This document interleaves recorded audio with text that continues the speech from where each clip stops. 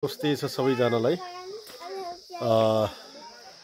यो चाहिँ मेरो जन्मघर हो। शिखर नगरपालिका 9 छोयामा पर्छ यो। र कहिलेकाहीँ यहाँ आइन्छ हामी पूजाआजा गर्नको लागि। निकै सुन्दर जन्मघर, सबैलाई प्रिय नै लाग्छ। परम्परागत संरचनाले बनेका यी घरहरू अहिले चाहिँ जीर्ण बन्दै गएका छन्। यद्यपि गाउँमा बस्तीहरू या गाउँमा मान्छेहरूको बसाइ पातलो भएपछि यस्तो भइरहने रहेछ। र मैले आफ्नो बाल्यकाल र धेरै लामो समय यो घरमा बिताएको छु।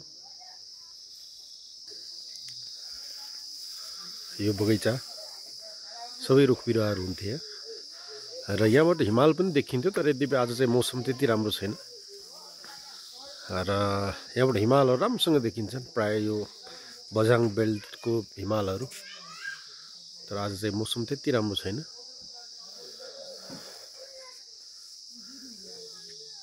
सुन्दर संरचना छ। घर पुरानो भइसकेको छ।